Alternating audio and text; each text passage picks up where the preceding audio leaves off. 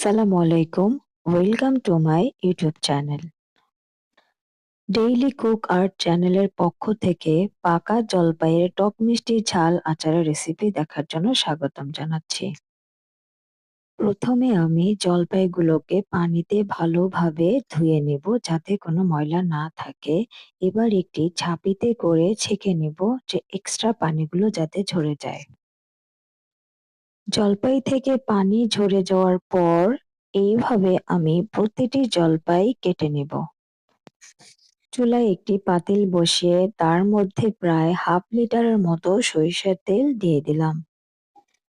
তেলটা গরম হয়ে আসলে তার মধ্যে প্রায় ৭-৮টা শুকনো মরিচ দিয়ে হালকা ভেজে নেব।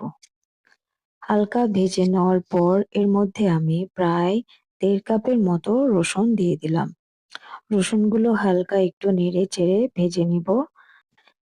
এরপর আমি দিয়ে দিব সরিষা বাটা। এখানে আমি প্রায় ১/২ কাপের মতো সরিষা বাটা দিয়েছি। তারপরে কেটে রাখা জলপাইগুলো দিয়ে দিলাম। এরপর আমি হালকা নাড়তে থাকবো। জলপাইটা দেখতে অনেকটা আনাম থাকলেও এটা আনাম থাকবে না, যেহেতু পাকা জলপাই এটা আস্তে আস্তে উপর থেকে একটু ভেঙে ভেঙে আসবে।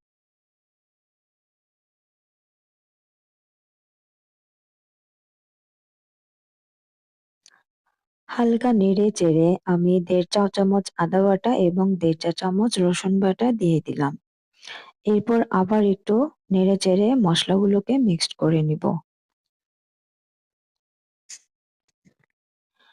শুকনো মরিচ ভেজে তারপর গুঁড়া করে সেখান থেকে প্রায় হাফ কাপের মতো এবং পাঁচফোড়ন মশলা হালকা ভেজে সেখান থেকে গুঁড়া করে প্রায় হাফ কাপের মতো আমি আচারের মধ্যে দিয়ে দিয়েছি। এবার এটা ভালোভাবে নেড়ে চেড়ে আমি রান্না করব প্রায় ২-৩ মিনিটের মতো।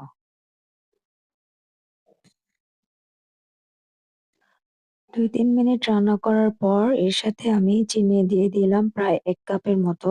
যেহেতু টক মিষ্টি ঝাল আচার খুব বেশি চিনি আমি দিব না। এবার আমি এর মধ্যে ১ চামচের মতো হলুদের গুঁড়া, ১ চামচের মতো ধনিয়া গুঁড়া দিয়ে দিব। যেহেতু আমি মরিচের পরিমাণটা বেশি ব্যবহার করে ফেলেছি আগেই, তাই আমি আর শুকনো গুঁড়া মরিচ দিব না। দিয়ে দিলাম আমি বিট লবণ এবং লবণ স্বাদমতো।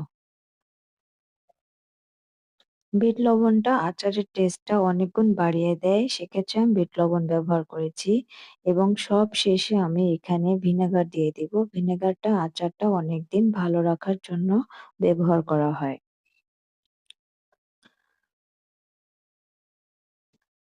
কিছুক্ষণ নেড়েচেড়ে রান্না করার পরে তেলটা যখন পুরোপুরি ভেসে উঠবে, আচারটার তেলটা যখন একটু মাখো, মাখো ভাব চলে আসবে, ঠিক তখনই বুঝতে হবে আচারটা রান্না করা হয়ে গেছে। এ পর্যায়ে আমার আচারটা পুরোপুরিভাবে হয়ে গেছে। আমি এখন চুলাটা বন্ধ করে দিব। জলপাইয়ের টক মিষ্টি ঝাল আচার দেখতে কতটা লোভনীয়, খেতেও অনেক মজা।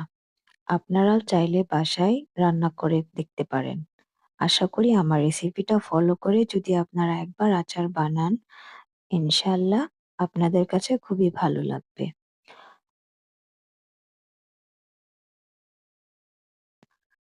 এই আচারটা আমি ঠান্ডা করে তারপরে কাঁচের জারের মধ্যে রেখে দিব।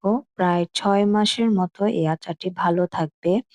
মাঝে, মাঝে ২-১ বার রোদে দিলেই হবে।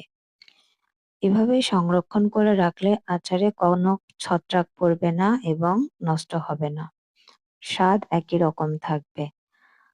তো আপনাদের কাছে শেষবারের একটা রিকোয়েস্ট করব, ধৈর্য ধরে আমার ভিডিওটি দেখার জন্য আপনাদের অনেক ধন্যবাদ এবং আমার চ্যানেলটি সাবস্ক্রাইব করে আমাকে উৎসাহ করবেন ইনশাআল্লাহ।